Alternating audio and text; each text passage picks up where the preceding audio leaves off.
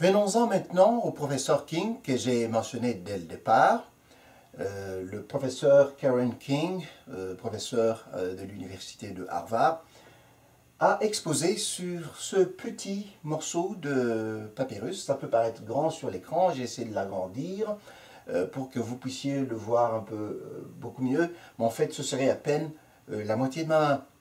Alors c'était à l'occasion d'une des conférences internationales des études de langue copte à Rome, où elle a exposé sur ce morceau de papyrus qui lui a été transmis par un collecteur qui a requis l'anonymat.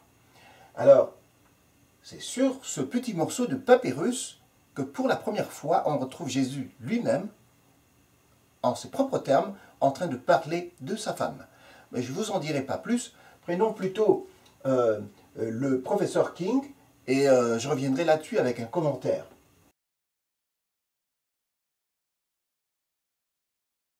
Well, I think the fragment itself is discussing issues about discipleship and family, but certainly the fact that this is the first unequivocal statement we have that claims Jesus had a wife is of great interest. And I want to be very clear that this fragment doesn't actually give us any evidence that Jesus was married or not married. It's too late. In fact, all of the earliest and most reliable historical information is completely silent. And this does not change that situation. But we can ask the question, when did Christians first start talking about whether Jesus was married or not? You know, who was the first person, for example, to say that Jesus was not married? Voilà, ce qu'elle dit entre autres, c'est que le simple fait que c'est pour la première fois qu'on retrouve Jésus lui-même en train de parler en ses propres termes de sa femme est un fait de première importance, parce que c'est la première fois qu'on retrouve ça sur un morceau de papyrus. Mais elle insiste sur le fait que cela ne suffit pas pour tirer une quelconque conclusion dans le sens que Jésus se serait marié. Mais du moins, insiste-t-elle, ça nous donne ici de nous rendre compte que déjà les tout premiers chrétiens se posaient des questions en rapport avec le mariage du Christ, ou du moins ça peut nous permettre, souligne-t-elle, de savoir à peu près à quelle époque on a commencé à parler du célibat du Christ, ou qui a été la première personne à dire que Christ ne s'était jamais marié, parce que, dit-elle, tous les vieux documents fiables sont plutôt muets sur cette question particulière. Alors, et donc, pour elle, c'est important. Donc, c'est un pas de plus, même si on ne peut pas y tirer vraiment des grandes conclusions, mais ça nous permet, ça nous rapproche plus ou moins d'une certaine réalité. Qui sait, peut-être qu'un jour, quelque chose pourra faire éruption quelque part. Voilà un peu ce que le professeur a apporté aujourd'hui à la connaissance en rapport avec l'éventuel mariage de Christ, du célibat et éventuellement le rôle de la femme dans l'Église.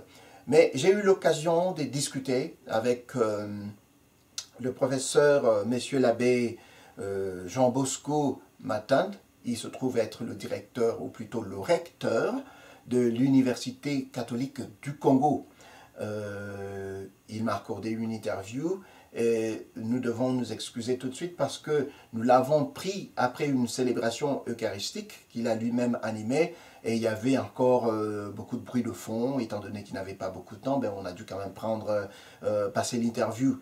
Mais j'espère bien que ce sera audible et que vous pourrez suivre ça. Alors prenez d'abord ça. Bonjour Fader, nous sommes heureux de vous recevoir sur Matinée Sacrée aujourd'hui. Merci. Par rapport au papyrus dont on a beaucoup débattu et qui parlerait de l'éventuel mariage de Jésus-Christ, nous avons une ou deux questions pour vous aujourd'hui et cela se rapporte au célibat de prêtre.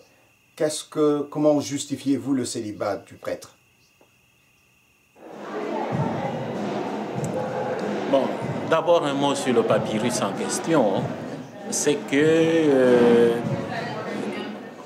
un papyrus, c'est un instrument de travail pour une étude approfondie des textes bibliques. Il s'agit d'un moyen qui, à l'époque, était utilisé pour pouvoir mettre par écrit des différents textes. Alors, quand on découvre un papyrus, il y a beaucoup de questions que l'on doit poser d'abord sur le papyrus lui-même. Sa date, son lieu d'édition, l'époque, l'auteur, et voir s'il est complet. Or, tel qu'il se présente, ce papyrus que l'on a découvert n'est pas complet. Et à partir d'un texte qui n'est pas complet, donc qui est corrompu, il est difficile de pouvoir tirer toujours des conclusions qui soient sûres. Parce que souvent, l'exégète ou bien l'analyste a tendance à pouvoir combler le texte comme il voudrait.